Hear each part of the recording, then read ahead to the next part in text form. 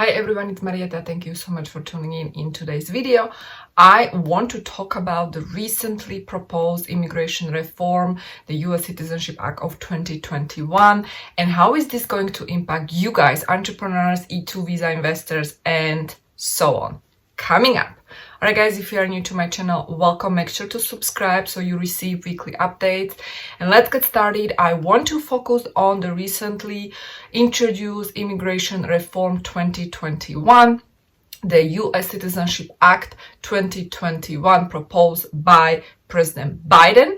And how is this particular complex immigration reform going to impact you guys, legal entrepreneurs? Because this is actually a question that I received from you, and I do want to address this question, and I want to talk about it in this video because most of my clients are entrepreneurs. I am also myself entrepreneur, in fact immigrant entrepreneur, so I am also like you guys really wondering how is this going to impact entrepreneurs who are immigrants and who are obviously legal immigrants.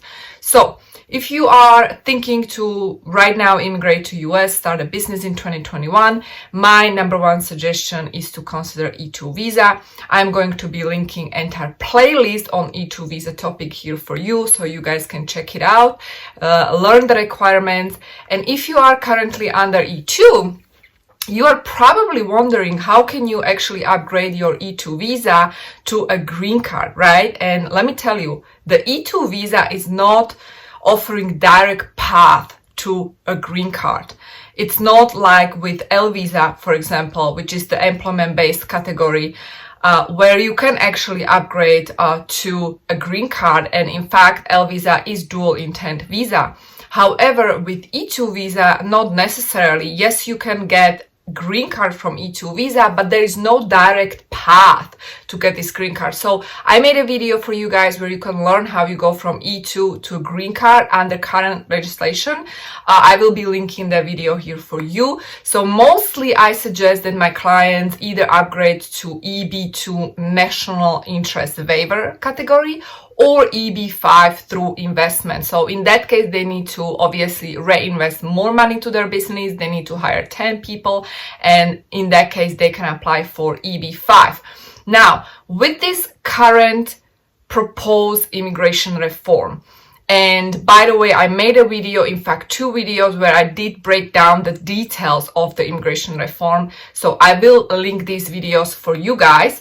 Go ahead, check it out. But I do want to focus on that particular section that is actually concerning employment-based green cards, because technically the employment-based green card category would be also EB2, right? The EB2 green card category.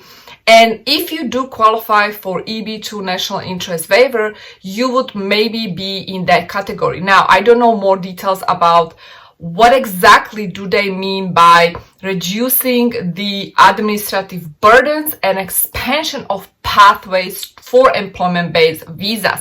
So when you look at the US Citizenship Act of 2021 reform, what is proposed here, especially what's concerning the employment-based visas and green cards, is they want to reduce administrative burdens and expand pathways for employment-based visas and green cards. So right there, that sentence tells us they are potentially intending to expand the pathway for employment-based visas, because right now the pathways are rather limited, especially for entrepreneurs, right? And so I am hoping to see some sort of expansion when it comes to opportunity for you guys, entrepreneurs who are running businesses in the United States, who are contributing to the US economy on larger scale, because you guys are actually bringing investments to the US economy. You guys are the gold for the US economy, right? So we would like to see some sort of changes when it comes to expansion of the pathway for employment-based visas and green cards, right? Now, this is also including students. For example, if you are in university, meaning you are about to graduate or you are enrolling to university and you are getting your advanced degree, you are getting your advanced degree, especially the STEM degree, it looks like they're planning on expanding pathway for you guys. Now, this is obviously concerning STEM degrees, so not every advanced degree will be included, but we can already see the potential right there. So, simply put, is there going to be any update for you entrepreneurs? Is there going to be any path? We have to see. And truth be told, because this type of the current legislation is rather limited and is not offering complex solution for all immigrants, also entrepreneurs, especially E2 investors, they don't have that many options, right? Either you have the option EB5 green card, but what if you don't qualify? Plus there is a backlog.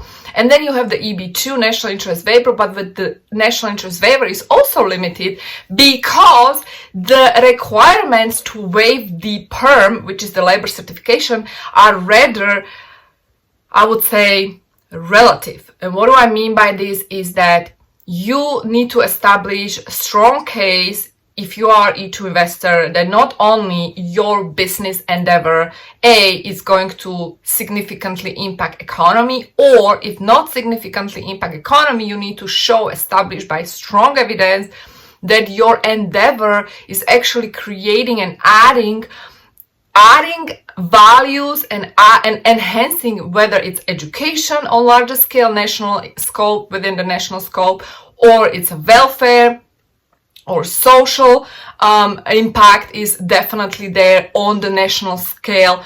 And so you need to establish by strong evidence that you are really contributing to the US, and because of that is within the national interest of United States to provide you this green card. But when it comes to really the exact evidence you are submitting, it requires obviously a large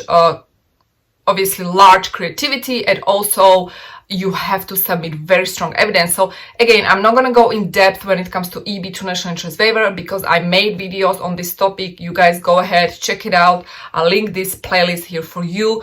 The bottom line here is that we would like to see some sort of changes when it comes to expansion of pathway, that's for sure. And not just for STEM degrees and advanced degrees, but also for entrepreneurs, because entrepreneurs are the force in the economy, right? Next point is they want to incentivize higher wages for non-immigrant high-skill visas. So these high-skill visas, non-immigrant visas, are usually H-1B visas. Next one is also they want to protect work authorization for dependents of H-1B visas, and they also want to enable the Department of Homeland Security to be able to adjust green card availability based on macroeconomic conditions and create regional economic development pilot program. But also what I learned is that they want to remove the cap based on the country, because as you know, because there is a cap per country, many of these countries are stuck for years, in fact lifetimes, right? So they want to remove it on the one hand. On the other hand, once they remove the cap per country, what's going to happen? Countries with larger populations will take over, and then the people from smaller countries won't have the opportunities. So I like to see how this is going to play out. I cannot wait to hear more details regarding this reform, and I will certainly keep you posted, because I truly believe that you guys, you entrepreneurs, are the force, you are the innovation, you are the driving force of innovation, creativity in the United States. In fact, United States was based and built by immigrants like you guys. So guys, I hope that this video is encouraging a little bit. Let me know what you guys think. If you have comments, questions, leave them below. If you are aspiring E2 investor who want to get your E2 visa get started, if you need help with starting your business plan, scaling your company in US, or maybe upgrading to a green card, give me a call. You can book a call. The link is below this video. Otherwise, if you are new, make sure to subscribe, and I'll talk to you soon. Bye.